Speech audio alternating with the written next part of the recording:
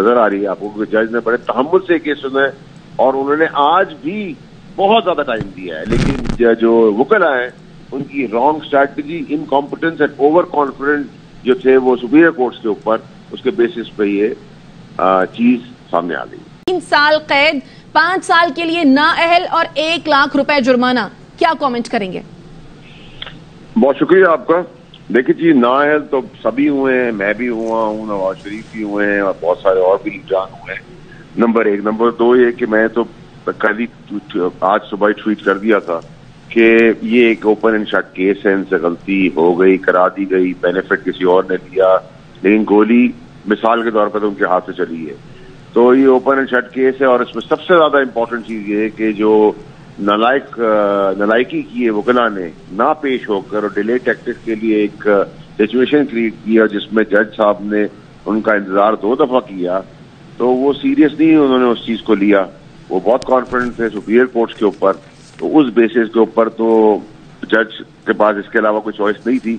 और ये तो ओपन एंड शट केस था। पहले दिन से मैं आपसे कह रहा था, इस मुल्क के अंदर ही जो शिक्के और लॉज बने हुए हैं उसमें तो आप अरबपति भी निकल जाता है और 4 आने के ऊपर आप पकड़े भी जाते हैं।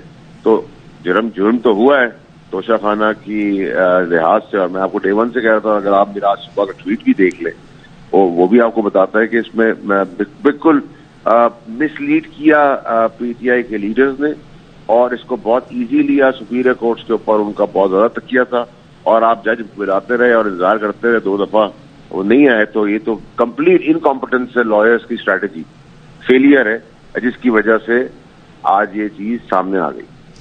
फैसल वाबड़ा साहब, आपने लफ्ज इस्तेमाल किया स्ट्रेटेजी का। जो कोर्ट ऑर्डर है उसमें लिखा हुआ है कि पहले तो ये कहा गया कि जी जो सीनियर काउंसिल हैं, लीड काउंसिल हैं, वो एक और केस में कहीं और हैं, इसलिए हमें वक्त दिया जाए।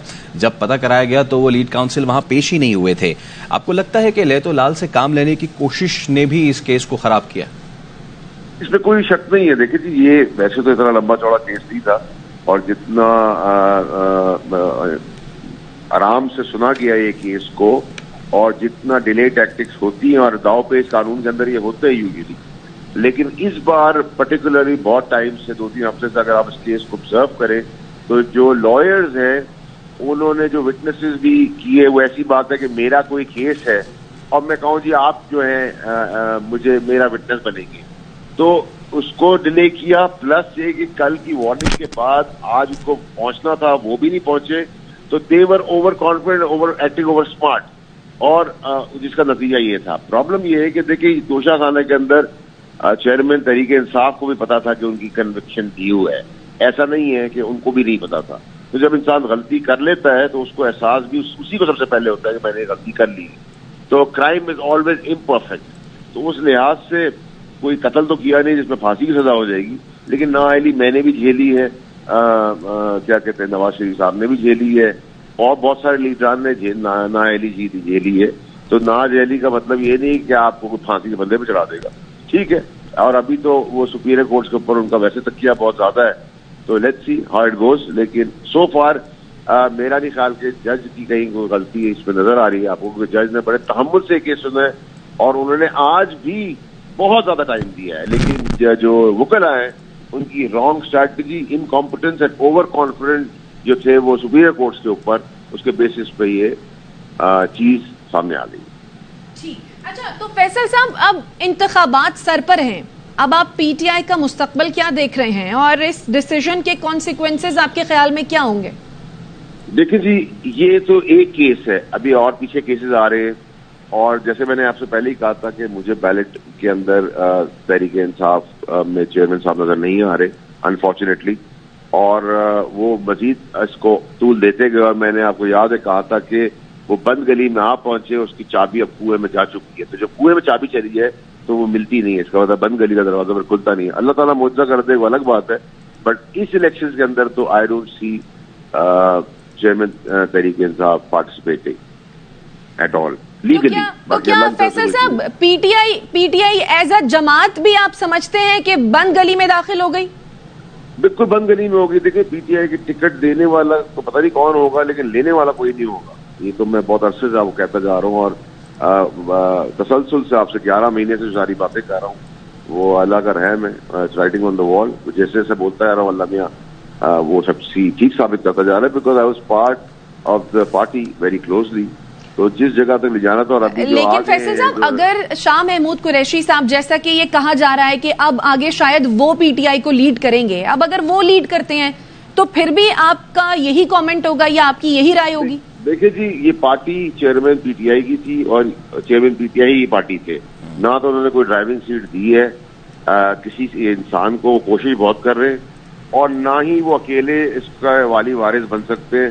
میرے خیال سے کچھ کمیٹیاں طے بنا دی گئی ہوں گی اب تک جو ان کی ایبسنس میں چلائیں گی, لیکن جو پارٹی ہے وہ ایکچولی خود تحریک انصاف کے چیئرمین ہے, تو اس کا کوئی والی وارث کے بعد نہیں ہے. وہی سب کچھ ہے, اور جھنڈا بھی وہی ہے, پارٹی بھی وہی ہے, اور چیئرمین بھی وہی ہے.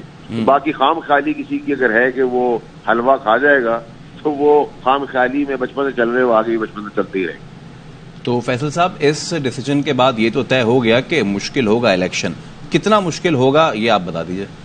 دیکھیں جی, بڑی کیٹیگوریکلی بہت عرصے سے میں سمجھا رہا ہوں, بتا رہا ہوں کہ دیکھیں جی, مشکل بہت آسان ورڈ آپ نے یوز کیا, یہ ناممکنات میں سے اب ہو گیا ہے, اور اس حد تک آگے جا چکے کہ اس میں قانونی داؤ پیچ کے اندر وہ اتنے زیادہ بری طرح ٹریپ ہو گئے کہ اس سے نکلنا قانونی طور پہ ناممکن ایز آف ناؤ, اور یہ کمنگ الیکشنز کے اندر. اور ان کے سمیت ہم باقی بھی جو 13 جماعتیں, جو پیپل پارٹی نون لیگ اور باقی 13 جماعتیں ہیں, ان کا ماضی بھی نہ بھولیں, نہ ان کے فریب کا, نہ قوم کو ڈیلیور کرنے کا, نہ جھوٹ کا, نہ اہلی کا, نہ بیانیے کا. تو سارے کے سارے ہم نے آزما لیے, ان کا ماضی اب کسی کو نہیں بھولنا چاہیے, پوری قوم کو, آپ کو اور مجھے نہیں بھولنا چاہیے.